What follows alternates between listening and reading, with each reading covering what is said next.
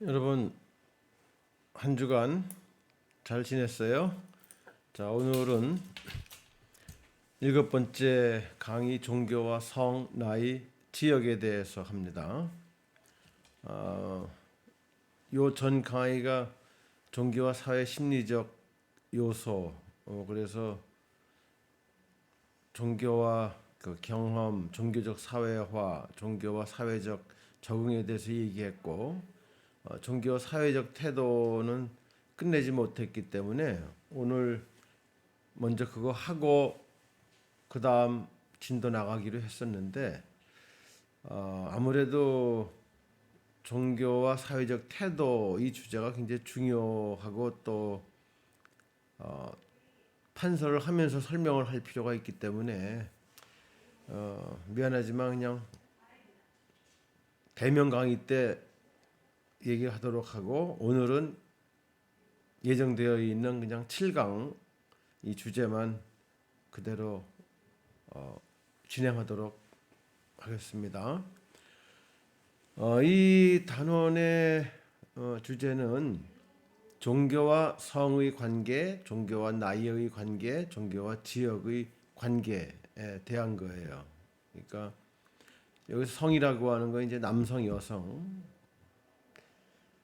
그 얘기인데, 남성, 여성 가운데 누가 더 종교적이냐, 얼마나 더 종교적이냐, 왜 그런가 하는 걸 이제 다루는 거고, 종교와 나이 주제는 나이에 따라서 종교성은 어떻게 다른가, 그 이유는 뭔가 하는 문제를 다루고요. 종교와 지역은 지역에 따라서 종교 혹은 종교성은 어떤 관계가 있는가 하는 문제를 다루는 겁니다. 그래서 그 첫 번째 종교와 성, 종교와 성의 관계에서 먼저 생각해 볼 문제는 종교가 성차별에 대해서 어떤 입장을 취하는가 하는 겁니다. 다시 말하면 종교의 여성관이에요.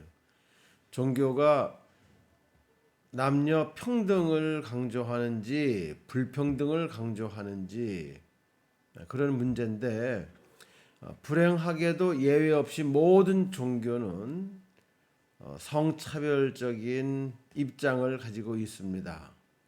그러니까 종교의 여성관은 한마디로 어떤 종교를 하더라도 여성에 대해서 좀 부정적인 평가를 한다는 거예요. 그래서 남성과 차별할 수밖에 없다는 점을 강조한다는 거, 좀 안타까운 얘기죠. 그럼 종교별로 여성을 어떻게 이해하고 설명하고 있는가 하는 걸 좀 살펴보죠. 먼저 힌두교입니다. 힌두교는 여성으로 태어난다는 것 자체가 전생의 나쁜 카르마 때문이라고 보는 거예요. 힌두교는 막스 베버 설명에서 우리가 볼 수 있듯이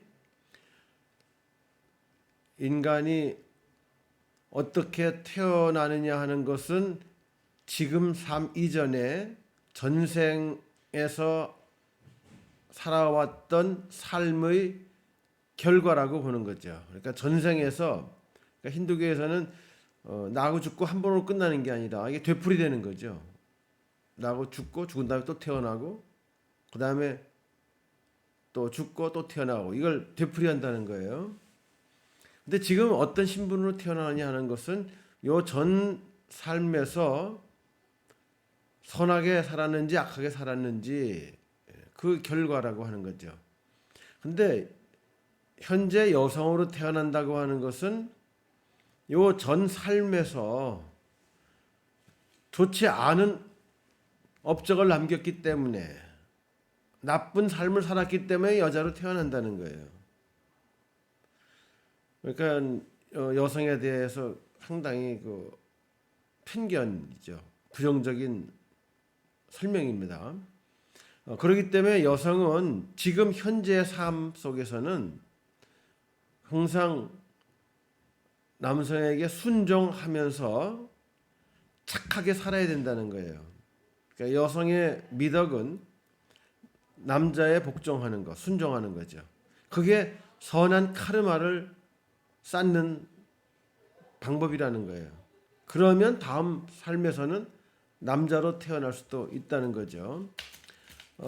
이 힌두교에서는 어느 정도로 이제 여성을 종속적인 존재로 보냐면은 지금은 법적으로 금지되어 있지만 얼마 전까지 힌두교에서는 수티라고 하는 그 관행이 있었어요. 수티라고 하는 관행은 뭐냐 하면은 남편이 죽으면 이 힌두교권에서는 죽은 사람 매장하지 않고 화장하죠 주로. 그러니까 장작더미 쌓아놓고 거기 이제 죽은 사람을 올려놓고 태우는 거예요. 이렇게 남편이 죽어서 이렇게 화장을 할 때에 그 부인이 취할 수 있는 가장 바람직한 선한 행위는 뭐냐 하면 그 불구덩이 속에 뛰어들어서 같이 죽는 거라는 겁니다. 그게 좋은 카르마를 쌓는 방식이라는 거예요. 참 말도 안 되는 그런 습관이죠. 관습이죠. 전통이죠. 근데 그렇게 죽는 여성을 좋게 높이 평가를 하는 거죠. 물론 이제 지금은 법적으로 금지되어 있지만 지금도 뭐 시골에서는 이런 일이 아직도 있다고 그래요. 그러니까 힌두교는 분명히 여성을 비하하고 여성에 대해서 부정적인 생각을 갖고 있습니다. 불교는 어떤가? 불교도 마찬가지예요. 여성은 남성하고 질적으로 차이가 있다고 보는데 여성의 그 본성이라는 게 이 탐욕과 질투심 이게 강하다는 거예요. 물론 남자에게도 탐욕과 질투심이 있겠지만 여성의 탐욕과 질투심은 매우 심하다는 거죠. 그래서 여성은 욕망과 쾌락과 열정의 상징이라고 설명을 합니다. 그래서 특히 여성들은 성적으로 절제할 것을 요구하고 남성에게 복종해야 된다고 가르쳐요. 불교도 마음에 안 들죠. 불교 여성관도. 유교는 어떤가? 뭐 두말할 나위 없이 유교도 남성 중심적인 그런 종교죠. 가부장제, 남자 가장에 절대적인 고난을 주고 권위주의적인 그런 관계. 그러니까 유교적인 그 도덕에 있어서 모든 관계는 평등한 관계가 아니라 종속 지배 이런 유계적인 계급적인 관계죠. 그래서 삼강오륜도 결국은 지배 종속의 윤리예요.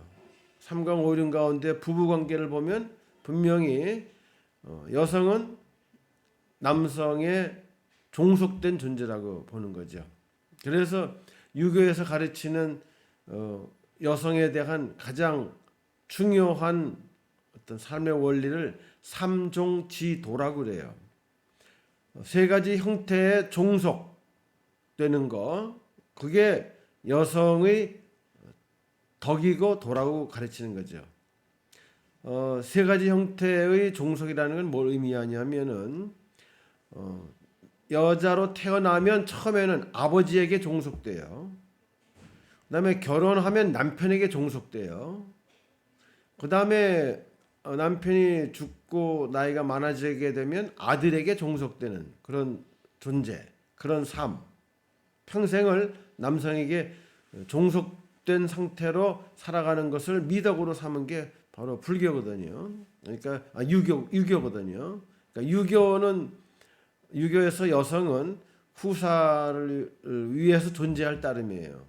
그러니까 그 자녀를 낳아서 혈통을 이어가게 하는데 여자의 의미가 있다고 보는 거죠.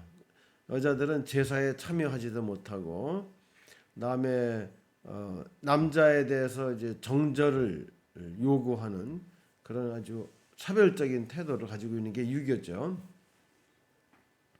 유대교도 비슷해요. 유대교에서도 여성은 열등한 존재로 평가를 합니다. 맨 처음 창조될 때도 남자의 갈비뼈로 만들어졌고, 그 다음에 인간을 타락하게 만드는데 선악과를 먼저 따먹은 존재, 라고 하는 거. 그래서 여성은 아주 남성에 비해서 열등하고 뭐 죄에 더 취약하고 뭐 이런 존재로 보면서 역시 남자의 종속되는 그런 존재로 이렇게 설명을 합니다. 그래서 여자는 정치, 사회, 종교 참여로부터 배제되고 또 남편의 보호와 감독을 받아야만 한다고 이렇게 얘기를 하죠. 여자는 사제가 될 수도 없고 토라를 배울 수도 없어요.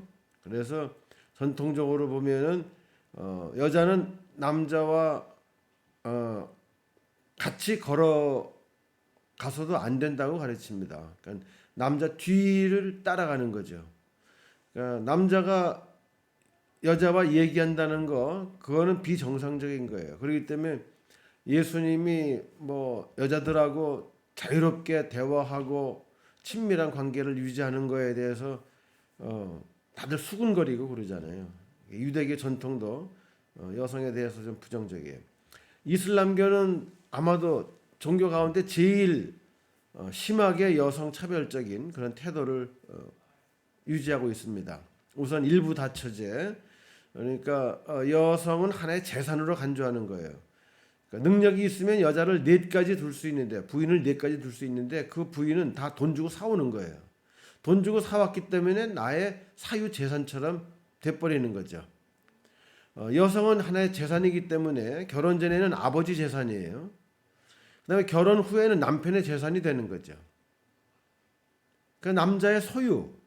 그러니까 그 소유는 혼자만 누릴 수 있는 거죠. 그래서 이슬람교에서는 여성이 다른 사람들 사이에 모습을 드러내는 것도 옳지 않다고 보기 때문에 격리된 삶을 살도록 하고, 혹시 사회로 나오게 될 때에는 얼굴과 온몸을 가리게 만들죠.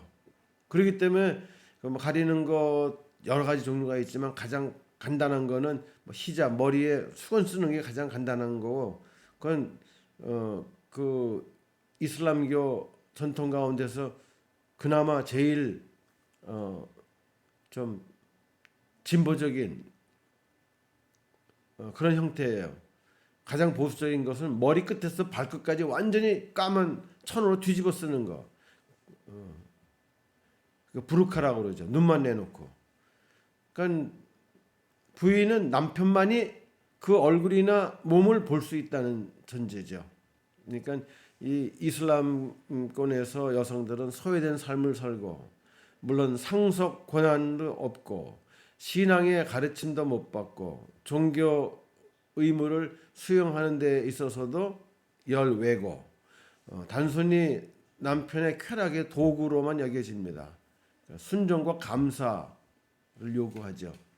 그러니까 이슬람교에서 이 여성에 대한 태도는, 입장은 가장 차별적이고 부정적이라고 하는 거예요.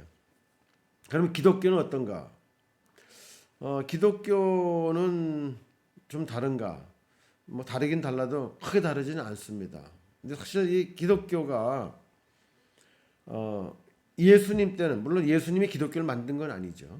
예수님이 종교 만들 생각은 없었어요. 예수님 이후에 기독교가 생겨난 겁니다. 근데 예수님 자신은 절대로 여성을 차별하지 않았다고 하는 거.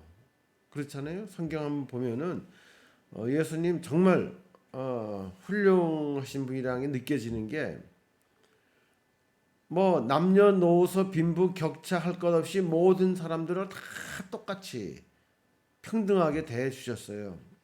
그래서 예수님이 수행하신 수많은 이적 사건이 있잖아요. 죽은 자를 살리고 병든 사람 고쳐주고 한 사건들이 많이 나오는데, 성경을 자세히 보면은 아주 정말 흥미롭게도 예수님이 병을 고쳐준다고 할 경우에 한 번은 남자를 고쳐주면 그 다음엔 여자를 고칩니다. 한 번은 나이 든 사람 고치면 한 번은 아이를 고쳐주세요. 한 번은 부자를 고쳐주고 한 번은 가난한 사람 고쳐줘요. 한 번은 유대인 고쳐주고 한 번은 이방인 고쳐주고. 예수님의 사랑은 이건 정말 보편적인 그런 사랑이었어요. 그러니까 여성에 대한 차별 같은 거 이거는 예수님에게서 발견되지 않죠. 예수님 정말 여성들을 정말로 존중해 줬어요. 인간적으로, 인격적으로. 그러니까 여자들이 감화받고 예수님을 그렇게 졸졸 따라다녔잖아요. 마지막 예수님 십자가에 돌아가실 때 그 자리를 지킨 사람은 여자들이에요. 그리고 예수님 무덤을 찾아가서 향유를 발라드리려고 갔던 사람들도 여자들이고, 그래서 예수님이 부활하신 다음에 제일 먼저 자신을 보여주신 것도 여자들이잖아요. 그러니까 예수님은 절대 이런 그 차별적인, 성차별적인 그런 생각을 갖고 있지 않았습니다. 그런데 그 후에 이제 교회가 형성이 되면서 이제 소위 초대교회, 이때에 대해서는 영지주의나 이원론적인 신학 철학 같은 것에 영향을 받아가지고 기독교가 히브리즘하고 헬레니즘하고 이제 혼합이 되죠. 그러면서 예수님 정신과는 다른 형태의 그런 신앙 구조라든지 의식 구조, 윤리 관이 형성이 되죠. 특히 이제 바울도 어떻게 보면은 바울 영향을 초대교회가 많이 받았거든요. 근데 바울도 여성 차별적인 그런 태도를 갖고 있었습니다. 그러니까 바울이 유대교에 그래도 충실했고希腊 철학을 또 끌어들였고, 그러기 때문에 여전히 바울에게서, 바울 굉장히 깨인 사람이지만 여전히 바울에게서도 여성에 대한 차별적인 생각을 가지고 있는 거죠. 그래서 바울 서신에 보면은 이제 여성 차별적인 그런 규절들, 대목들이 많이 나와요. 뭐 여성은 교회에서 잠잠하라, 뭐 대표적인 예지만, 그래서 초대교회부터 이미 예수님 정신과는 다르게 여성을 좀 차별하는 분위기가 조성되기 시작했는데, 그게 2세기에서 5세기 교부 시대에 와서는 더욱더 그게 강화가 됩니다. 여성은 아주 완전히 열등한 존재로, 어느 정도로 여성을 부정적으로 평가하냐면은 4, 5세기에 이미 여성들에게는 남자와 마찬가지로 어떤 영혼이라는 것이 없다. 인간의 육체와 영혼으로 구성되어 있다고 볼 때에 육체는 모든 인간이 가지고 있지만 영혼은 남자만 가지고 있다고 본 거예요. 교회에서조차. 그러니까 여성은 동물과 마찬가지로 영혼이라는 게 없다. 그렇게 믿어왔어요. 그러니까 이제 문제가 생긴 겁니다. 정말 여성이 그러면 영혼이 없는 존재냐? 그래서 교회 안에서 논란이 많이 됐어요. 그러다가 6세기에 메이콘에서 그 교회 감독들이 모여서 이 문제에 대해서 결정하기로 이렇게 합의가 됐어요. 메이콘 감독회의에 모여가지고 무엇을 토론하고 결정하기로 했냐면은 여성도 과연 영혼이 있느냐 없느냐, 그 문제 갖고 갑론을박하다가 그러면은 투표로 결정하자. 투표를 했어요. 원래 감독회에 60명이 참석하기로 했는데 한 명이 빠져서 59명이 참석했는데, 다행히도 30대 29로 여성도 영혼이 있다는 그런 입장이 한 표 차로 승리함으로써 6세기부터 비로소 여성들에게도 영혼이 있다고 선언하게 되는 겁니다. 얼마나 웃기는 거예요. 여성이 영혼을 갖고 있느냐 없느냐가 감독들이 회의에 투표로 결정을 한다는 말이에요. 한 표 차로. 그래서 그런 전통이, 여성에 대한 차별적인 전통이 중세기까지 쭉 이어왔고, 개신교 종교 개혁이 이제 만인 사제설 평신도들의 입장을 존중하는 의미에서 가톨릭으로부터 굉장히 혁신적인 패러다임 전환을 가져왔지만, 개신교에서도 여전히 여성에 대한 차별적인 태도가 지속이 됩니다. 칼뱅이라든지 루터 같은 종교 개혁자들도 보면은 굉장히 보수적인 사람들이에요. 그러니까 여성 문제에 있어서는 그 전통적인 그 차별적 태도를 그대로 견지하고 있었다는 거죠. 그렇기 때문에 그 개신교 교회들도 정말 최근까지 여성들은 남성에 비해서 열등한 존재로 보는 전통 때문에 여성이 성직자 될 수 없게 했죠. 처음으로 개신교에서 여성들의 존재를 인정하고 평등한 그런 지위를 부여하기 시작한 건 감리교입니다. 감리교가 참 대단한 거예요. 웨슬리는 여성 차별하지 않고 여성이 교회 지도자가 될 수 있는 길을 열어줬고 남자와 똑같이 모든 하나님이 주신 그런 고난, 역할 이게 있다고 강조를 했죠. 그래서 역사가들은 우리 기독교 예수님 이후에 교회 역사 가운데서 그 웨슬리가 최초의 여성 해방 운동가고 감리교 운동은 여성 해방 운동이었다라고 평가하기도 합니다. 그러니까 우리 감리교는 그런 좋은 전통을 가지고 있어요. 근데 여전히 우리 감리교도 여성 차별적인 요소가 남아 있긴 하지만 그래도 그나마 개신교 가운데서는 앞서 갔던 교파라고 할 수 있어요. 자, 이렇게 모든 종교가 여성을 차별을 이렇게 합니다.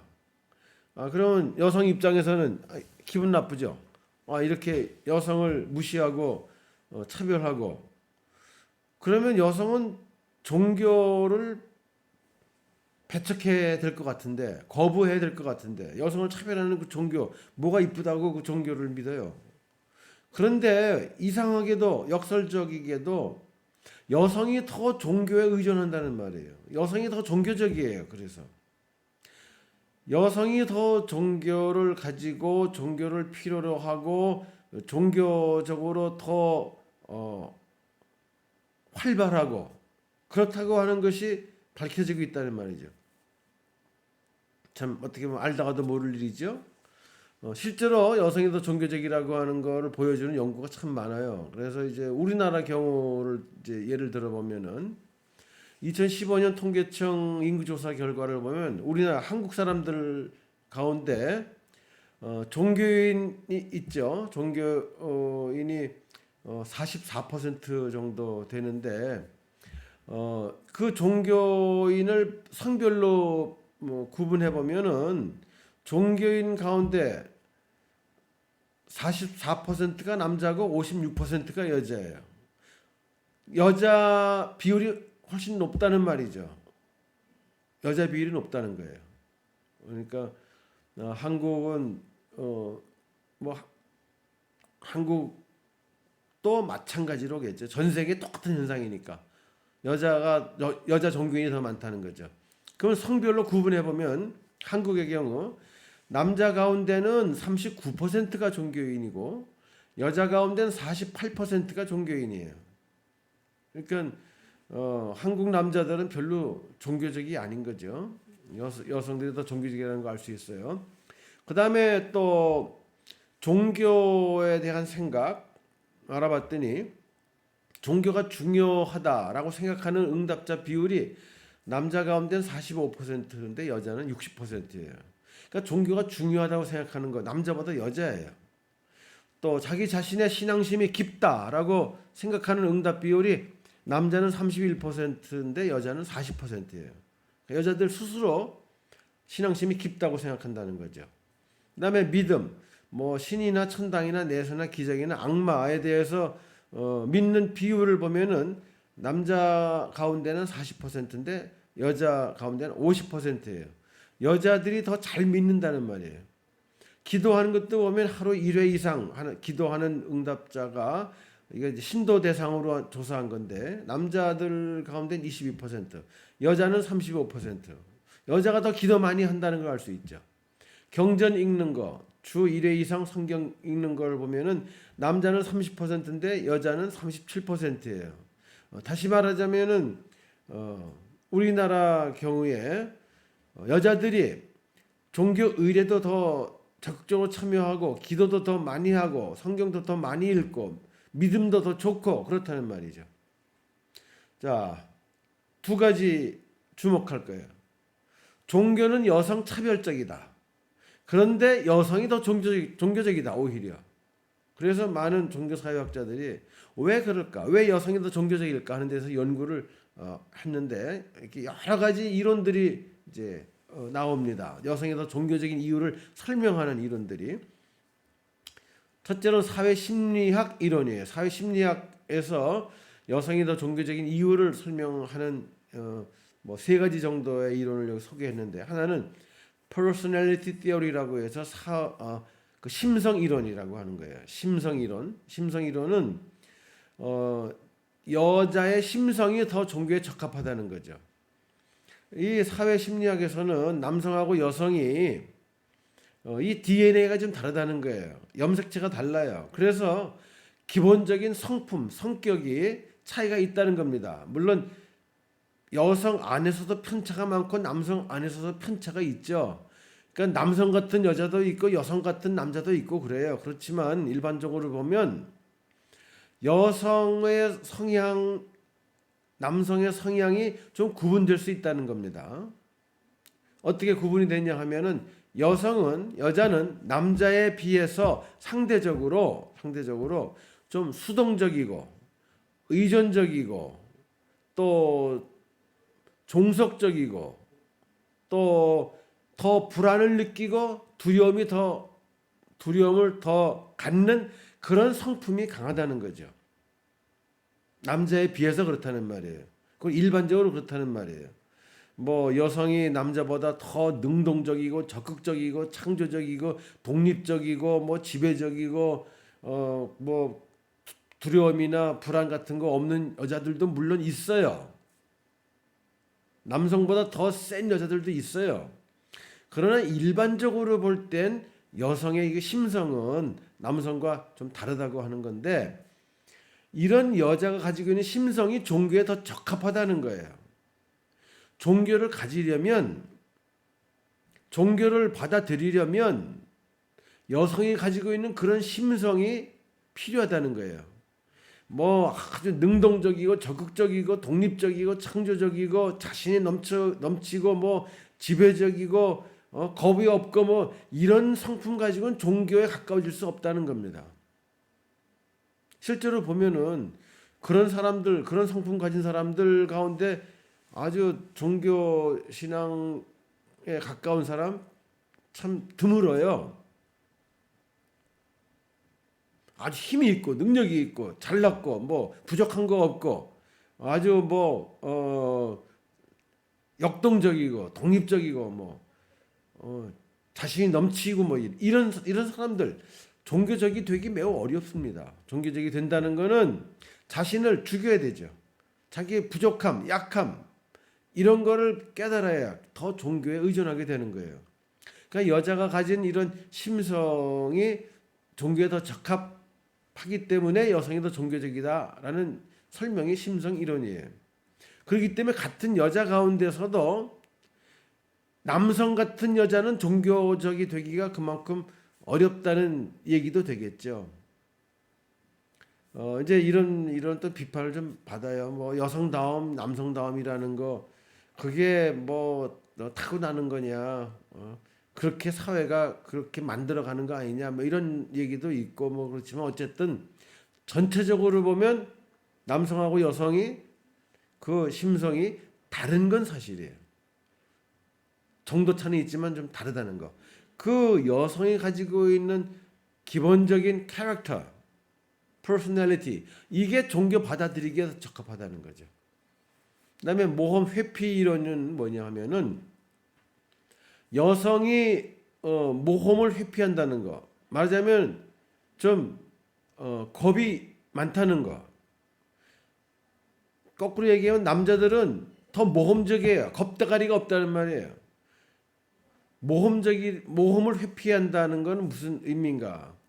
자, 우리 기독교 가르침 한번 예를 들어보자고요. 믿지 않으면 죽은 다음에 지옥 갑니다. 이렇게 가르치죠. 자, 그러면 죽은 다음에 지옥 가지 않기 위해서는 믿어야 되겠죠. 그거 믿지 않는 건 일종의 모험이에요. 모험이에요. 죽은 다음에 진짜 지옥 있으면 지옥 간단 말이죠. 근데 그 지옥 못 믿겠다. 그래서 아주 겁 없이 그런 믿음을 부정하는 거, 받아들이지 않는 거, 이 자체는 모험이에요. 근데 여성은 그런 모험을 피하는 경향이 있어요. 죽은 다음에 믿지 않으면 죽은 다음에 지옥 가? 아, 그럼 믿어야지. 굳이 모험할 필요는 뭐 있어? 복음 들어둬야지. 이런 경향이 여성에 더 강하다는 거죠. 여성은 모험을 회피하는 성향이 강하기 때문에 믿지 않음으로 인해서 생겨날 수 있는 그런 위험, 이거를 피하기 원하고 그래서 종교를 갖는다. 이런 설명이 모험 회피 이론이에요. 일단 투사 이론, 프로이트가 이제 주장했던 건데요. 투사 이론 뭐냐면은 프로이트 정신 분석학자 프로이트에 따르면은 뭐 여러 가지 그 설명 배경이 있지만 대개 이 성과 가족 관계에 결부시켜서 인간의 본성을 설명하잖아요. 근데 여성은 아버지를 더 좋아하고 아들은 어머니를 더 좋아한다는 거예요. 그래서 그걸 이제 웨디푸스 컴플렉스, 엘렉트라 컴플렉스 이런 용어로 표현합니다. 남성을 놓고 딸과 엄마가 경쟁을 한다는 거예요.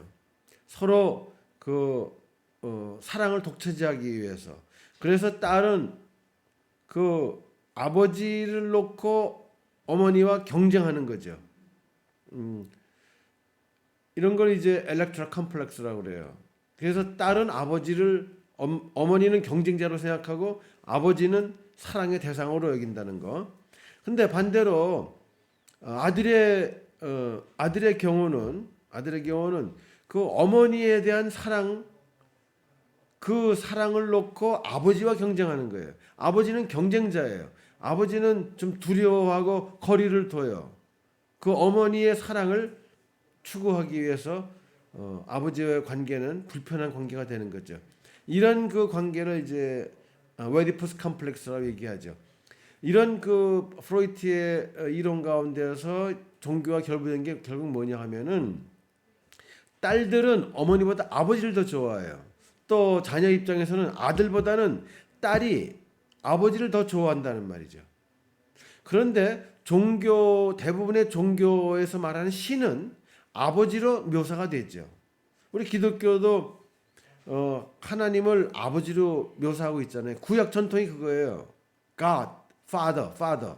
요즘 이제 페미니즘에서는 그걸 인정하기가 어려워가지고 뭐 하나님이 어머니라고도 그러고 그다음에 뭐 아버지 어머니라는 용어 자체를 이제 쓰지 말자는 중립적인 중성적인 개념으로 신을 이해하기도 하고 좀 요새는 그런 시도들이 있지만 어쨌든 구약 전통하고 기독교 전통을 보면은 믿는 절대자 야훼 하나님은 남성으로 묘사되어 있단 말이에요. 아버지로 묘사되어 있단 말이죠. 그러니까 오랜 그 종교 역사 가운데서 아버지로 설명되는 그 신과 더 가까워질 수 있는 거는 남자보다는 여자들이다 말이죠.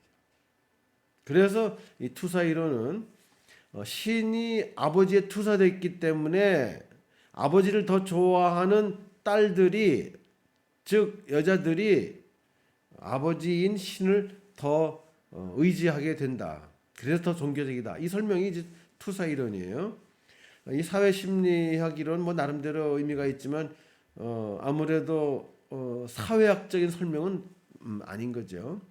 그다음에 두 번째로 사회 문화적 이론이라고 하는 게 있는데 이거는 이제 문화적으로 여성이 더 종교적인 이유를 설명하는 거예요. 첫 번째는 이제 성규정 이론이라고 하는 게 있어요. 이건 뭐냐 하면은 대부분의 사회에서는 지금까지 남성과 여성의 역할을 규정하고 구분하는 경향이 있었고 실제로 그렇게 살아왔다는 겁니다. 오늘날은 달라졌어요. 그러니까 이제 지금 현재 상황에서는 이런 이론들은 그냥 받아들이기 좀 어려운 거지만 그래도 이 전 시대까지 이런 설명들은 나름대로 의미가 있었던 거예요. 그 무슨 뜻이냐 하면은 전통적으로 남자와 여자는 역할이 다르다는 겁니다. 주로 남자가 하는 역할은 뭐냐 하면은 생계를 유지하는 거, 나가서 돈 벌어오는 거, 그리고 그 전에는 뭐 사냥을 해오든지 뭘 해오든지 먹거리를 준비하는 거, 생계 책임지는 거, 이 남자의 역할이에요. 그 다음에 정치하는 거, 남자의 역할이에요. 그럼 여자의 역할은 뭐냐? 집에서 애 돌보는 거, 가사를 돌보는 거, 이게 여자의 역할이에요. 그리고 종교적인 훈련과 교육을 자녀들에게 시키는 거, 이게 여자의 역할. 오랫동안 가정에서 남자와 여자의 역할이 이렇게 구분됐는데, 이런 역할 구분 때문에 여자들은 일찍부터 종교와 더 친밀하고 또 종교적으로 가정에서 육아하고 그런 활동을 해왔다는 거죠. 그래서 이런 역할이 다르기 때문에 여성들이 더 종교적이다라는 설명이 성규정 이론이라고 하는 겁니다. 그다음에 두 번째 이제 성 이데올로기 이론이라고 하는 게 있는데, 성 이데올로기 이론은 여성이 더 종교적인 이유는 그 가부장적인 종교 이데올로기 때문에 그렇다는 겁니다. 무슨 얘기냐 하면은 가부장적인 그런 가족 제도, 여기서는 그 남자에게 절대적으로 종속하는 그런 문화 전통이죠. 가부장, 남자에게 종속을 해야 된다고 하는 것은 결국은 그 종교가 가지고 있는 가부장성을 그대로 받아들인다는 뜻이에요. 모든 종교는 매우 가부장적인 성격을 띠고 있어요.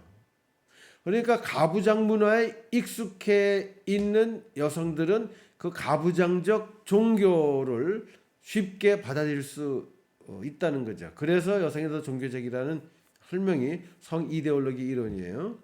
그다음에 성 문화 이론이라고 하는 거는 이제 문화라고 하는 것이 이 성별로 볼 때에 그 남성 중심적이냐 여성 중심적이냐 이런 차이가 있을 수 있다는 거죠.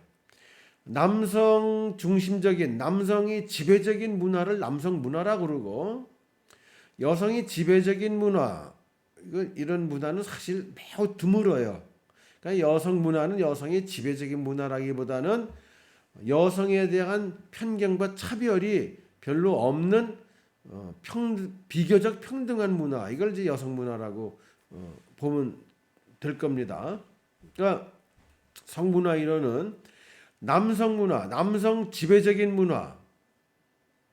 문화일수록 여성이 더 종교적이 된다는 거예요. 남성의 지배를 당하는 그런 문화 환경에서 살아가는 여성들은 자기들이 이런 문화에서 겪는 그 어려움을 종교를 통해서 해결하려고 하는 경향이 강하기 때문에 남성 문화에서는 더 여성이 종교적일 수 있다.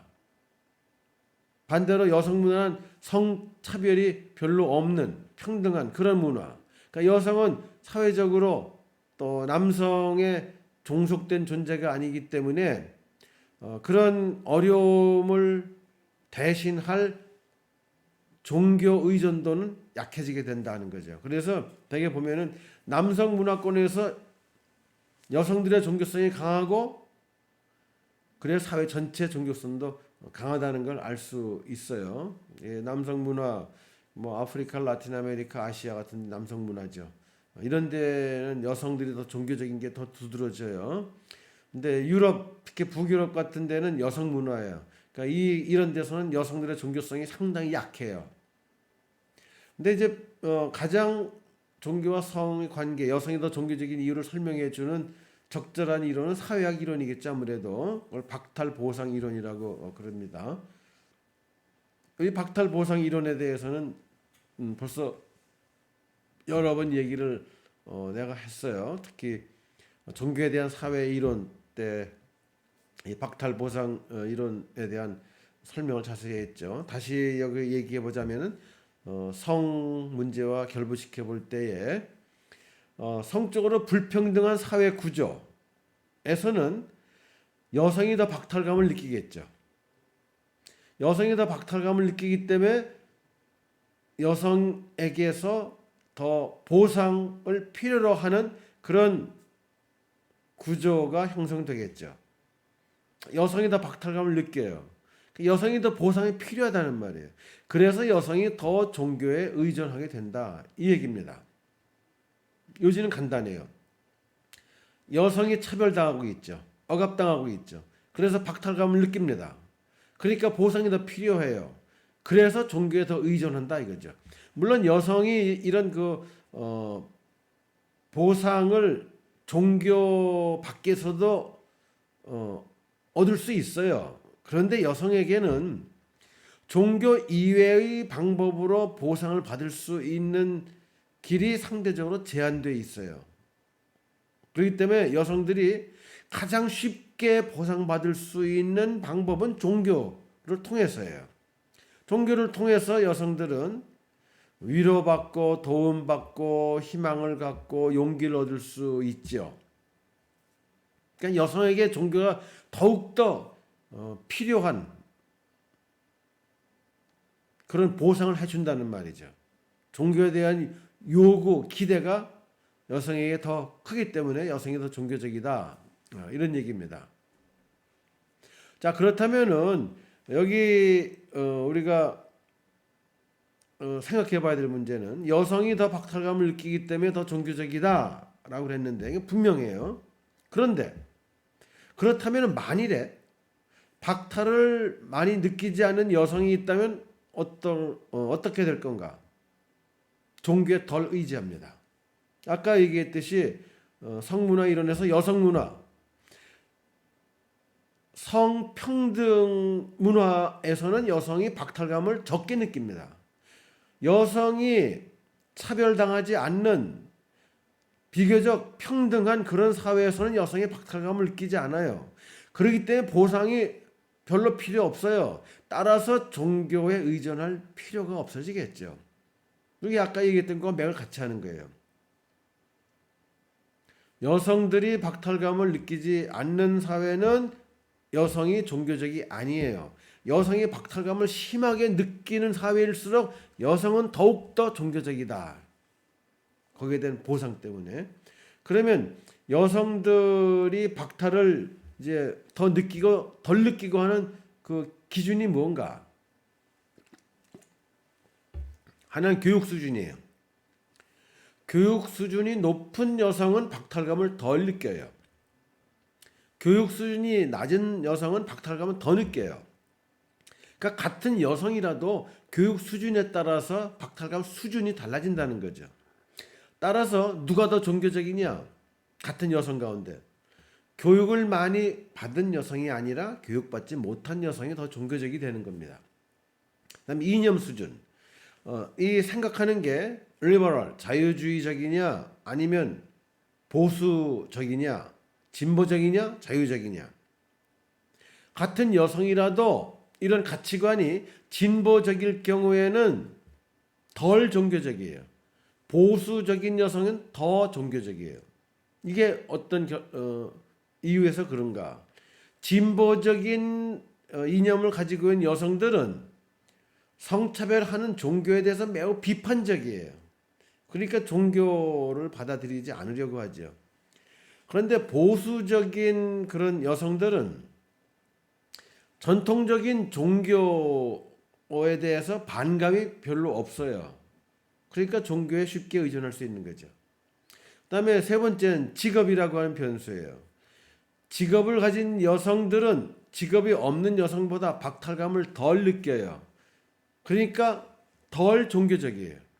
직업이 없는 여성들은 박탈감을 더 느껴요. 그래서 더 종교적이에요. 직업이 있다 하더라도 그 직업이 직업 지위가 높은, 그러니까 전문직이라든가 아주 사회적으로 인정받고 또 그 보상 월급도 많이 받는, 수입도 많은 그런 직업들, 경력을 인정받아 가지고 활발하게 활동하는 그런 여성들 박탈감을 덜 느껴요. 그래서 덜 종교적이에요. 근데 직업을 갖고 있긴 하지만 이거는 뭐 단순 노동직이라든지 뭐 이런 미숙련 노동이라든지 이런 직업들, 그냥 단순한 사무직이라든지 그런 직업에 종사한 여성은 박탈감을 좀 더 느끼죠. 직업을 가지고 있지만 다른 직업 가진 여성과 비교했을 때 이런 여성은 더 종교적이 되는 거예요. 그러니까 여성이 더 종교적인 이유를 설명하는 가장 설득력이 있는 이론은 박탈 보상 이론이라고 하는 겁니다. 그러니까 이게 이제 하나의 딜레마라고 할 수 있어요. 여성들의 사회적 지위가 향상되고 성평등 구조가 확립되면 될수록 여성들은 종교로부터 멀어지게 된다고 하는 거. 그러니까 이런 구조가 잘 발달된 국가 사회는 이미 여성들이 매우 비종교적인 성향을 띠게 됩니다.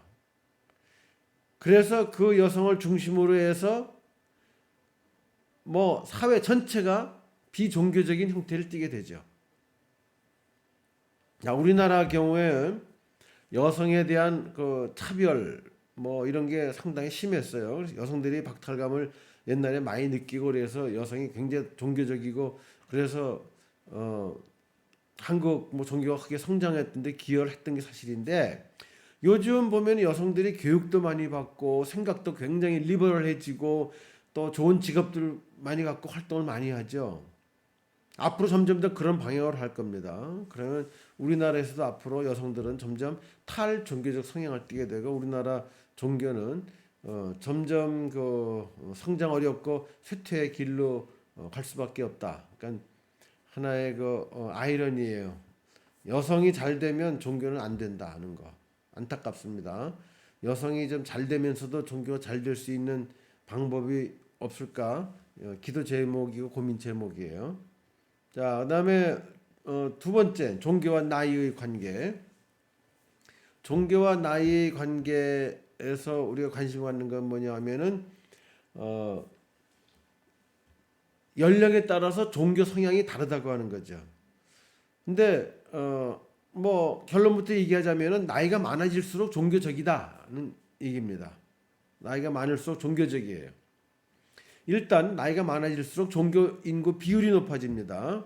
인구조사 결과를 보면은 종교인 비율이 연령별로 어떻게 나타나고 있냐면 10대 가운데는 38%, 20대 가운데는 35%, 30대 가운데는 38%, 40대 가운데는 43%, 50대 가운데는 51%, 60대에서는 58%, 70 이상 58%.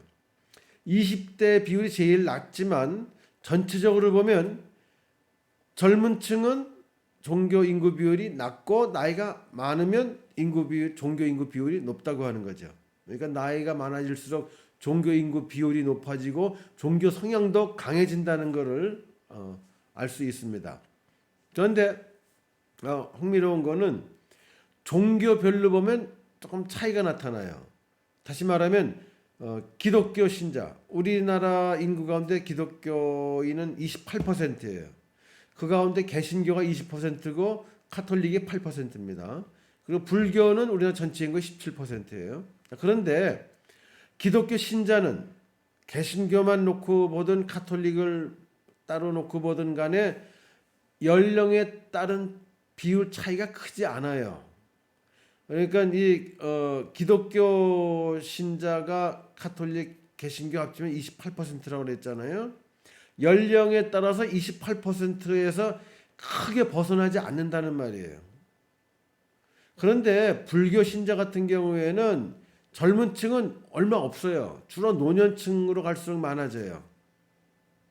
그러니까 쉽게 얘기하면 기독교는 조금 상대적으로 다른 종교와 비교해 볼 때 좀 젊은 종교라면 불교는 좀 늙은 종교다. 그러니까 불교는 기독교보다 훨씬 더 미래가 어둡습니다. 왜냐하면 지금 그 노년 신자들 다 죽은 다음에는 지금 젊은이들 가운데 불교 신자가 별로 없거든요. 그래서 세월이 흘러갈수록 불교는 점점 쇠퇴할 것으로 여겨져요. 기독교도 이제 연령에 따라 비슷한 비율이긴 하지만 고령화 되어 가고 있기 때문에 이제 우리 기독교 입장에서도 점차 이 세대가 교체되면서 신자 수는 분명히 줄어들 것이 예상이 됩니다.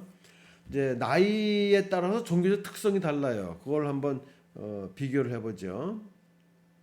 어떻게 다른가? 편의상 이제 유년기, 청소년기, 청년기, 장년기, 노년기로 나눴어요. 유년기도 이제 둘로 나누면은 우화 단계 3살에서 6살까지 말 처음 배우고 무슨 개념을 처음 이제 익히기 시작하는 그런 단계를 우화 단계라고 그러는데요. 이 우화 단계에서는 이제 우리 기독교적인 입장에서 생각해 볼게요. 기독교적인 입장에서 생각해 볼 때 우화 단계는 성경 이야기 같은 것들 이제 처음 듣게 되죠. 성경에 나오는 인물들, 이야기들, 그건 다 무슨 우화, 동화, 옛날 얘기처럼 이렇게 받아들인다는 거죠. 그래서 우화 단계예요. 또 이 나이 또래는 그런 이야기들을 그냥 곧대로 믿습니다. 천사가 있다 그러면 있는 걸로 믿어요. 마귀가 있다 그러면 있는 걸로 믿어요. 또 기적이 일어났다 그러면 그런 이야기를 그대로 믿죠. 성경에 나오는 아주 위대한 인물 이야기하면 그런 인물이 실제로 있는 걸 그대로 믿습니다. 그러니까 이 우화 단계는 어떻게 보면은 가장 종교적으로 순수한 때묻지 않은 의심도 하지 않고 가르쳐 주는 대로 배우는 대로 그대로 믿는 그런 단계. 그러니까 아마 종교적으로는 이 단계야말로 하늘나라에 가장 가까운 그런 단계일 거예요. 어린아이 같지 않으면 하늘나라에 맞지 않는다고 한 말씀이 그게 우연이 아닌 겁니다. 그래서 이 어린아이들이 가지고 있는 종교 신앙은 어떻게 보면 순수해요. 얼마나 순수한가를 보여주는 그 사례를 좀 소개할까 그래요.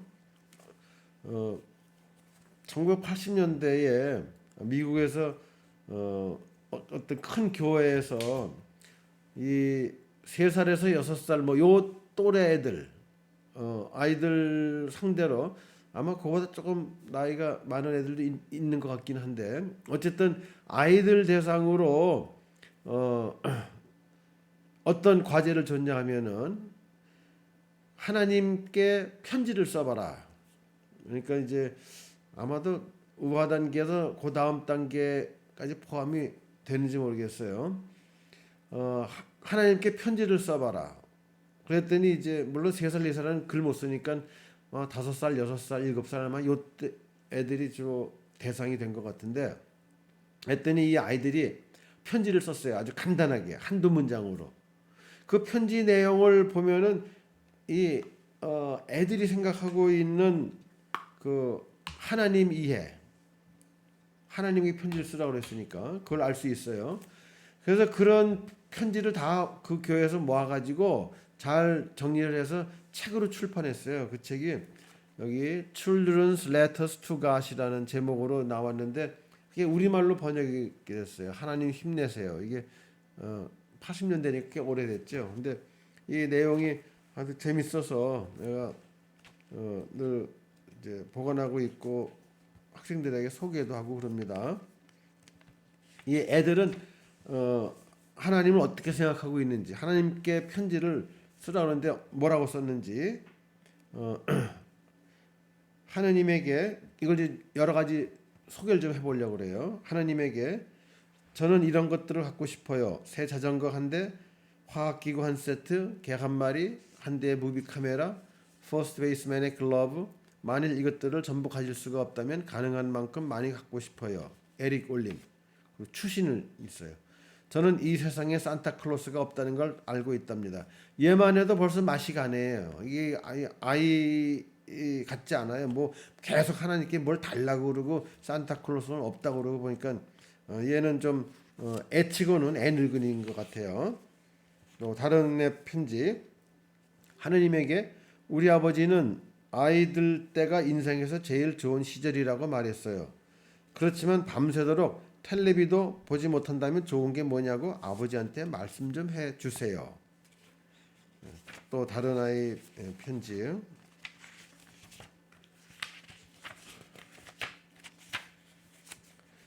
눈이 아주 많이 왔을 땐 학교를 쉰다는 걸 기억해 주세요.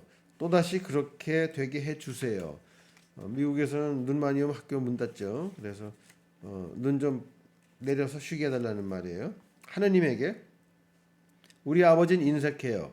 좀 그렇게 안 되도록 해주세요. 하지만 아버지 마음을 상하게 하진 말아주세요.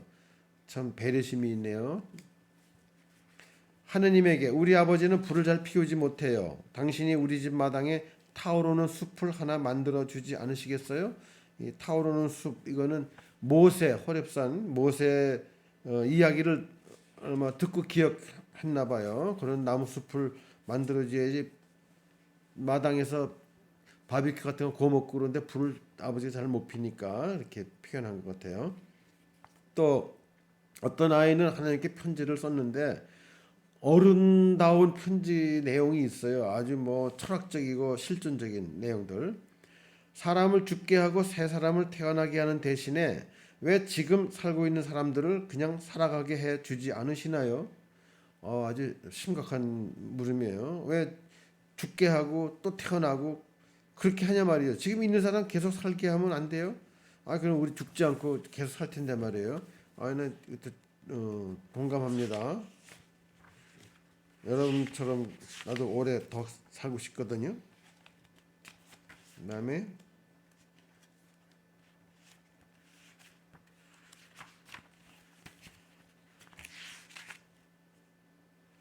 하느님에게 당신은 건전한 사람에게만 건전한 정신을 주고 있는지요? 하나님도 실수를 할 수 있을 거예요. 하나님에게 크리스마스와 부활절 사이에 다른 축제를 넣어주세요. 그 사이에는 아무것도 좋은 일이 없거든요. 그렇죠. 크리스마스 선물 받고 부활절 계란 받고 그 사이에는 뭐 좋은 게 없다는 말이에요. 또 다른 아이 하느님에게 결혼식장에 가보았는데요. 신랑 신부가 교회 안에서 키스를 하더군요. 그래도 되는가요? 참 재밌죠? 이렇게 아주 노골적으로 자기 느낌을 하나님께 얘기하는 거예요. 하나님에게 저는 발명가가 되고 싶어요. 그렇지만 어떻게 발명을 하는 건지 그걸 모르겠어요.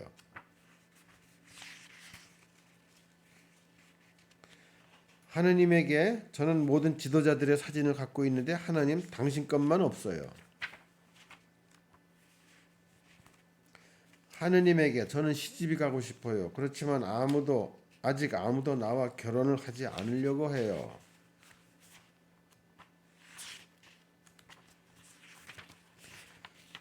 하느님에게 남자애들이 여자애들보다 나은가요? 하나님도 남자인 줄은 알지만 제발 공평해지세요.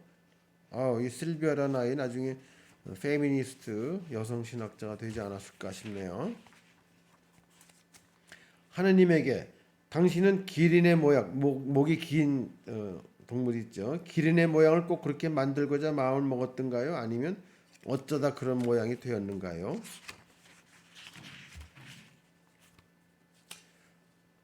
당신은 자신이 하나님이란 걸 어떻게 하셨나요?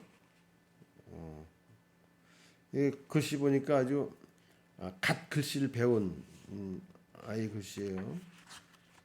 근데 아주 진지한 질문을 했네요. 왜 하나님의 부인 이름은 성경에 나오지 않나요? 그 책을 쓸 당시에는 아직 결혼을 하지 않았던가요? 당신의 책을 읽었는데요. 마음에 들었어요. 어디서 그런 아이디어를 얻었나요?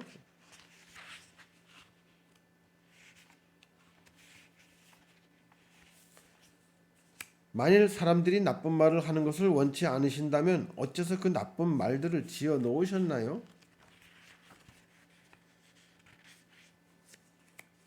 나는 이 책에 나온 하나님에 대한 편지 가운데 제일 마음에 드는 게 있어요. 정말 이거는 아주 어른들도 진지하게 생각해 볼 수 있는 그런 아주 화두를 던지는 건데요. 하느님에게 만일 죽어서도 우리는 계속 살 수 있다면 왜 죽어야 하나요? 론이라는 아이인데, 와, 얘 뭐 대단한 철학자가 됐을 것 같아요. 아니면 신학자가 됐을 것 같아요. 말 되잖아요. 우리가 죽어서도 산다면은 왜 죽을 필요가 있냐고요. 와, 아주 신통하네요. 만일 죽어서도 우리는 계속 살 수 있다면 왜 죽어야 하나요? 토마스 에디슨이 전기를 만들어냈다는 걸 책에서 읽었어요.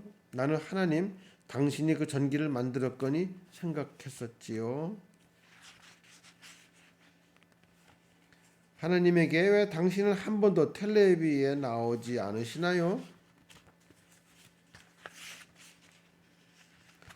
하나님에게 저도 당신만한 나이가 되면 꼭 하나님 당신같이 되고 싶어요. 하나님에게 만일 내가 하나님이라면 그렇게 썩 잘 해내지 못했을 거예요. 계속해서 잘해주세요.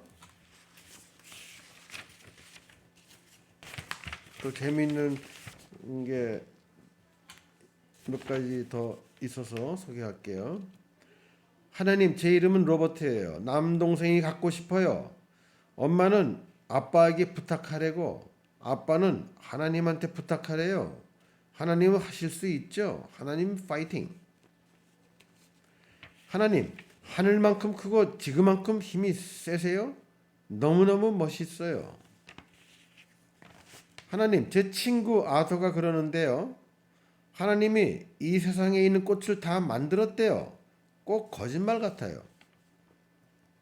하나님, 왜 밤만 되면 해를 숨기시나요? 가장 필요한 때인데 말이에요. 하나님은 천사들에게 일을 전부 시키시나요?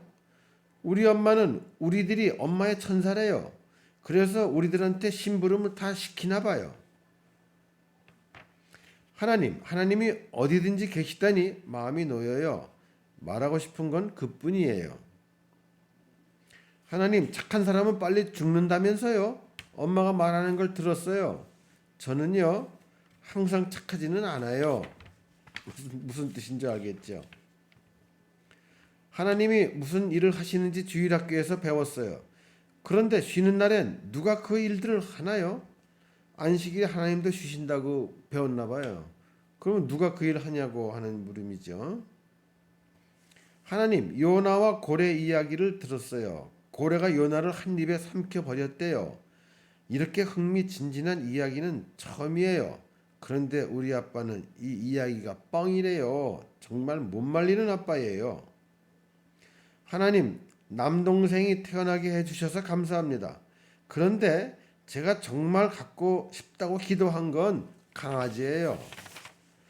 자, 이 아이들 편지만 보면은 아이들이 하나님에 대해서 가지고 있는 생각이 얼마나 순수하고 아름다운가 알 수 있겠죠. 얘네들 하늘나라에 제일 빨리 들어갈 수 있는 가까운 그런 마음이 아닐까 생각이 됩니다.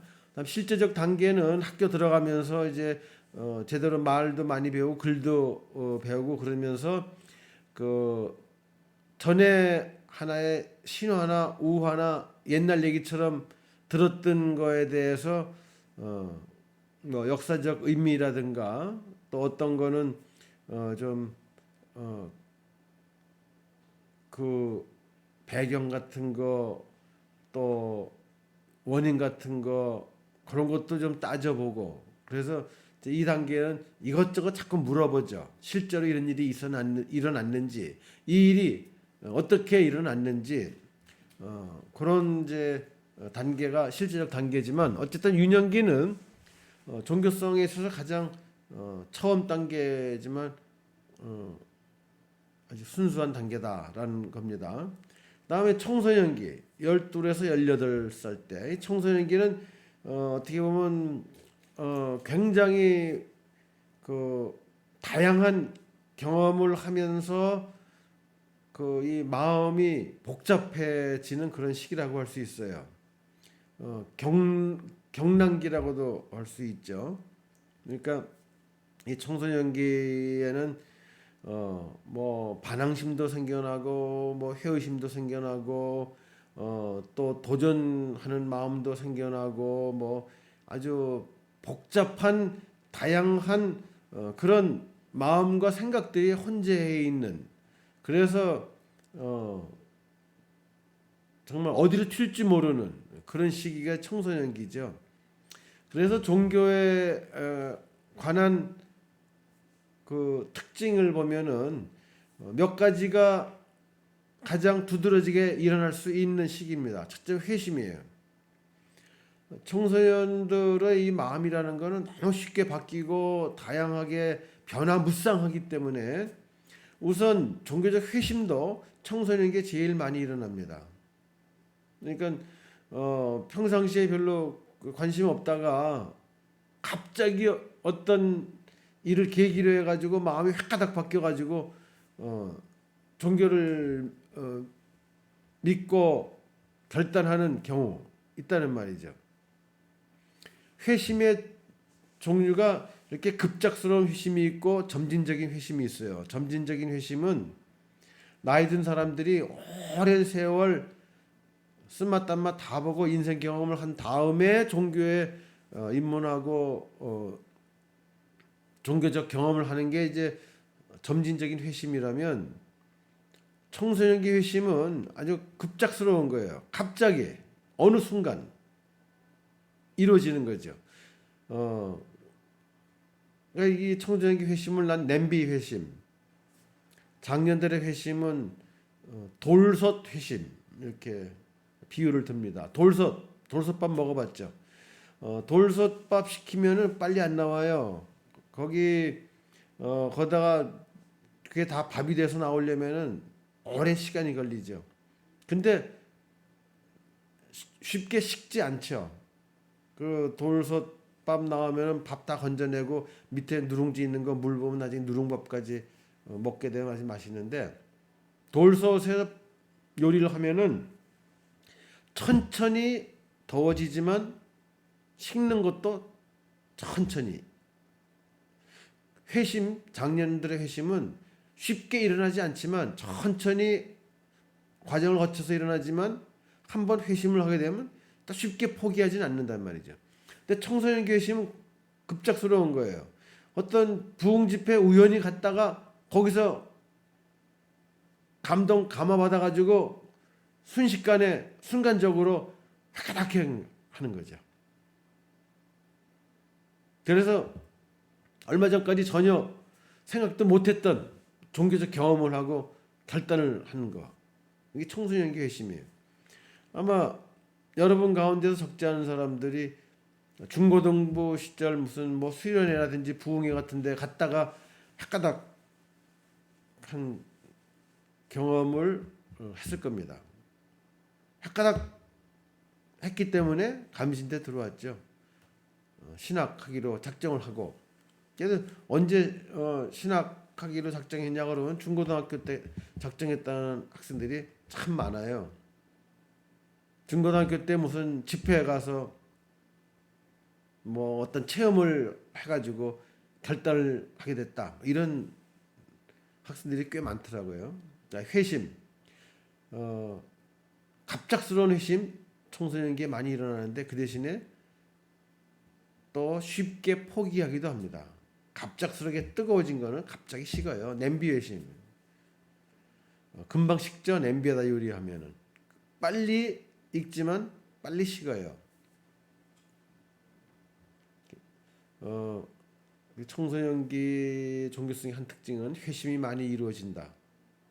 저는 또 포기도 많이 하죠. 그다음에 회의도 많이 일어난 시기예요. 왜냐하면 학교 다니면서 배우는 이런 지식들이 교회에서 배우는 것과 서로 상충하는 경우가 있거든요. 예를 들면 창조론하고 진화론 문제예요. 아이들이 교회에서 창조 이야기를 배웠잖아요. 하나님이 우주 만물 창조하시고 인간을 창조하시고 하나님의 창조를 배웠어요. 그런데 학교 생물 시간에는 진화론을 배우는 거예요. 인간은 진화돼 원숭이로부터 진화된 존재라고요. 혼란이 생기는 거예요. 그래서 한 학생이 교회에서 하나님의 창조에 대한 인간은 창조됐다는 것을 배웠는데 학교 와서는 진화됐다고 하니까 이게 뭐가 뭔지 모르겠어요. 그래서 생물 선생님이 질문을 하는 겁니다. 선생님, 원숭이로부터 인간으로 진화됐다고 그러는데 우리 교회에서 선생님은 인간을 하나님이 창조하셨다고 그러는데 그 진화된 게 맞습니까? 못 믿겠는데요.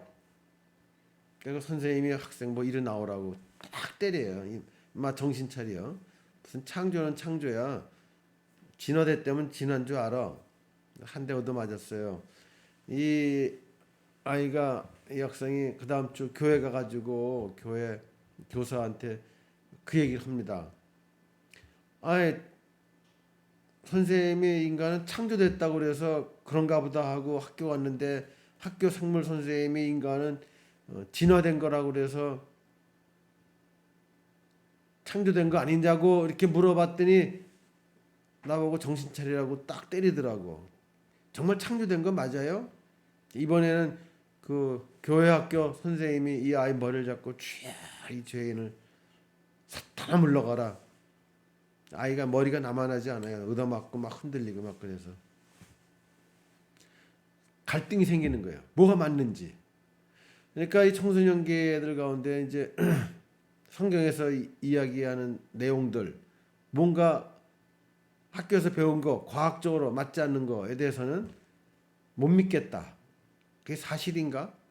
이렇게 따지고 회의를 갖는 경우가 많죠. 그래서 받아들이지 못하면 그냥 포기하는 거예요. 그래서 청소년기에 처음 종교 입문도 많이 하지만 포기도 많이 해요. 모태신앙 아닌 경우에 이 청소년기에 교회 나온 애들이 상당히 많아요. 그런데 전에 교회 다니다가 교회 떠나간 사람들을 보면은 청소년기 때 떠나간 사람들이 또 많다고 하는 거예요. 포기. 혹은 무관심.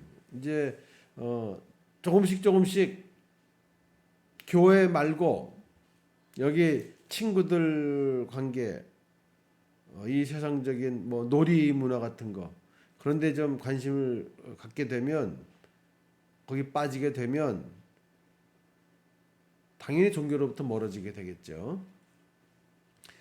그러나 뭐니 해도 가장 덜 종교적인 종교로부터 가장 먼 종교성이 가장 약한 연령층은 청년기입니다. 청년기는 주로 20대를 말하는 건데 19에서 29살 종교성이 가장 약해요. 교회에서도 보면은 교인들 연령 분포를 볼 때 이 청년기에 해당되는 교인이 제일 적죠. 왜 청년기, 왜 젊은이들이 가장 종교로부터 멀어져 있는가? 왜 청년들의 종교 성향이 가장 약한가 하는 겁니다. 크게 보면 이제 네 가지 이유가 있어요. 하나는 일 때문이에요. 우선 이제 성인이 돼가지고 취업을 하고 일을 본격적으로 시작하는 시기가 바로 청년기예요. 이 시기예요.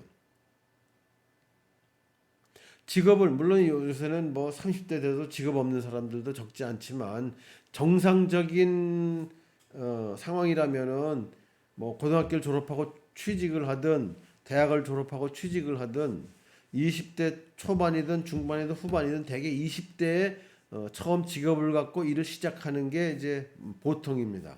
그런데 일을 시작할 때에 제일 열심히 그 직업의 일에 몰두하는 거는 처음 몇 년이에요. 처음 직업을 갖고 한 4, 5년까지가 제일 열심히 일할 때예요. 누가 시키지 않아도 일에 아주 몰두하는 거죠. 나도 감신대 졸업하고 5년 동안 중고등학교에서 교사를 했어요. 영어를 가르쳤는데 인천에서 3년, 서울에서 2년. 근데 학교 교사 하던 그 5년 동안 정말 열심히 가르치고 준비하고 그랬어요. 교사로서 제일 활발하게 이제 일을 했는데 들어서 딱 보니까 역시 제일 열심히 가르치고 준비하는 건 젊은 선생님들이에요. 나이 많은 선생들은 굉장히 늘어져 있어요. 꾀를 펴요.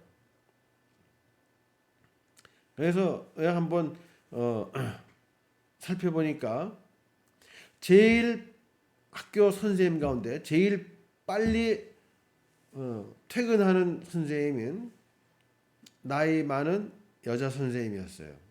여자 선생님들 나이 많은 경우는 자녀들이 다 있고 그러니까 뭐 나이 많다고 그래도 뭐 40대 50대겠죠. 전화를 자주 해요. 애들을 이제 집에다 두고 왔으니까 뭐 학교 잘 갔다 왔냐, 뭐 밥 먹었냐, 뭐 그런 사적인 전화 같은 것도 많이 하고 퇴근 시간 되기 전에 가방 다 싸놓고 있다가 땡 하면 제일 빨리 가는 게 나이 많은 여자 선생이었고 그 다음으로 퇴근하는 선생은 나이 많은 남자 선생이에요. 오랫동안 퇴근 시간 지나도 이런저런 일을 하고 학생들 뭐 만나 상담하고 뭐 이러다가 좀 늦게 가는 선생님은 젊은 여자 선생이에요. 그런데 젊은 여자 선생보다도 더 늦게 제일 늦게까지 학교에 남아서 이런저런 뭐 교환 준비도 하고 학생들 뭐 상담도 하고 제일 늦게까지 있다가 퇴근하는 게 젊은 남자 선생들이더라고요. 교실에 들어가서 청소할 때 애들하고 같이 청소하는 선생님들은 젊은 남자 선생들밖에 없어요. 이 얘기 나왔으니까 하고 싶은 얘기가 하나 있는데 내가 서울에 이제 와가지고 중학교에서 선생할 때였어요. 중학교 3학년 담임을 했었는데 그게 1975년이에요. 그 중학교가 한 학년에 10개 학급씩 30개 학급인데 그 학교 전통은 봄에 개교 기념일 때 민속 무용 대회라는 걸 해요. 반별 대항이에요. 반별 학생 전체가 참여해야 돼요. 그 무용을 하는 데는. 그러니까 이제 30개 학급이 한두 달 전부터 이제 그 준비를 합니다. 그런데 그 반별로 준비를 하니까 이제 한 70명쯤 되잖아요. 남아서 그 무용 연습을 하고 그러는데 담임 선생님이 나이가 많은 경우에는 선생님 나 있지 않고 학생들 스스로 자기들끼리 알아서 무슨 연습을 하는 거예요. 그리고 얼마 연습도 안 해요. 방과 후에 늦게까지 남아서 학생들하고 같이 연습하는 그 반은 예외 없이 젊은 선생들 반이고 특히 남자 선생들 반이에요. 나도 이제 거기에 속하죠. 젊은 남자 선생. 게다가 열정도 있었죠. 그래서 나는 어떤 그 무용을 할까. 근데 대개 보면은 정해져 있어요. 뭐 민속무용대라고 하는 게 뭐 참 뭐 서구식 뭐 폭댄스 같은 거나 하고 뭐 뻔해요. 뭐 그런 춤이라고 하는 거. 애들 단체로 추는 춤 같은 거. 요즘이야 뭐 춤도 다양해지고 막 그랬지만 옛날에 뭐 같이 춤을 춘다고 하는 게 뭐 특이한 거 없이 뻔했는데 나는 지금까지 한 번도 해보지 않은 좀 특이한 걸 해보자. 그래가지고 나름대로 연구하다가 우리나라 전통적인 춤을 한번 해보자. 다 같이 할 수 있는 춤이 뭐가 있겠나. 탈춤을 하기로 작정을 했어요. 다 같이 할 수 있는 탈춤 가운데서 아주 그 보기도 좋고 멋진 탈춤이 뭔가. 봉산 탈춤이라는 거요. 봉산 탈춤이라는 거 그거를 하기로 작정을 했어요. 내가 계시를 받았나 봐요. 내가 다 탈을 써야 돼요. 70명이 다 탈을 써야 되는데 자, 이 탈 각각 다른 탈을 바가지를 써야 되는데 이 탈을 어디서 구할까? 근데 뜻이 있으면 길이 있다고. 다행히 중3 미술 시간에 탈바가지 만드는 작업을 한 적이 있었대요. 그래서 만든 탈바가지가 그 미술실 보관 창고에 다 들어있다는 거예요. 그래서 미술 선생님이 그거 써도 좋다고. 그래서 애들 보고 가서 자기 마음에 드는 탈 하나씩 갖고 오라고 해가지고 탈이 준비가 됐어요. 탈 뒤에다가 이렇게 머리에 쓸 수 있게 천을 대가지고 다 작업을 하고, 그다음에 입는 옷 이것도 맞춰 입어야 되는데 그 돈 들잖아요. 그래서 동네 태권도장 찾아가가지고 태권도복을 하나씩 빌리라. 태권도복을 입고 거기다가 이제 빨갛고 파랗고 이렇게 천을 갖다 붙이게 했어요. 그다음에 요 손에 끼는 사위 이거는 각자 천으로 만들라고, 발에다 하는 각반도 각자 만들라고. 자, 준비 작업했는데 물론 이 준비 작업한 게 내가 알아서 다 한 건 아니고 봉산 탈춤을 하기로 했는데 이건 전문가가 와서 좀 가르쳐야 돼요. 그건 상관없어요. 누가 와서 가르쳐 주는 거는, 춤 가르쳐 주는 거는. 근데 이 탈춤을 누가 와서 가르칠까? 그러다가 또 길이 열린 게 우리 선생님 친구 내가 친하게 지내는 그 선생님 동생이 연대 그 탈춤 동아리 멤버래요. 그래서 그 동료 교사의 동생을 소개받았어요. 그 동생이 또 자기의 여자친구까지 데리고 와가지고 그냥 가르쳐 주겠다는 거예요. 그래서 내가 너희들 강사료는 줄 수 없고 매일 저녁은 짜장면 사주겠다. 근데 그 이상은 내가 해줄 수 없는데 그래도 와서 가르쳐 주겠냐 그랬더니 아주 이 탈춤 전도에 소명감이 있는 친구라 무료로 봉사하겠다는 거예요. 그래서 뭐 한 달 이상 매일 저녁 얘네들 짜장면 사줬어요. 그래서 그 남자 여자 둘이 와가지고 이제 탈춤을 가르친 거예요. 그때 얘네들이 이제 이 태권도복을 이용하고 뭘 어떻게 준비를 하면 좋겠다고 이제 제안을 한 거죠. 한 달 동안 준비를 이렇게 했어요. 방과 후에 토요일 날도 오후에 나와가지고 연습하는데 나도 그냥 구경만 하긴 뭐해서 내가 뭐 할 수 있는 거 없냐 했더니 그럼 북 한번 쳐보라고 그래요. 이 춤출 때 장구하고 북하고 이제 이게 반주를 놓는 거거든요. 북뚱땅 뚱땅 치는 건데 박자 잘 맞춰야 돼요. 그걸 배워가지고 나 이제 그거 하면서 애들하고 좀 생사고락을 같이 했죠. 아마 한 달 반 정도 열심히 노력했을 거예요. 근데 봉선 탈춤 하니까 너무 멋있어요. 그냥 뭐 여기 기분 같아서는 지금 그 춤 한번 내 춰보고 싶기도 한데 늙은이 주책이라 할 것 같아서 못 하겠고. 그래가지고 그냥 70명이 운동장을 휩쓸고 다녔어요. 막 탈춤 뭐 신나게 뭐 노래도 하고 춤도 추고 막 그래요. 너무너무 좋았어요. 결과 30개 학급 가운데 전체 1등을 했어요. 우리 반이. 그런데 전체 2등, 3등 한 반.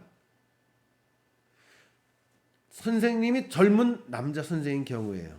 이 젊은 남자 선생들 나처럼 방과 후에 남아서 애들과 함께 강사 불러다가 열심히 연습을 했다는 말이죠. 그래서 그때 느꼈어요.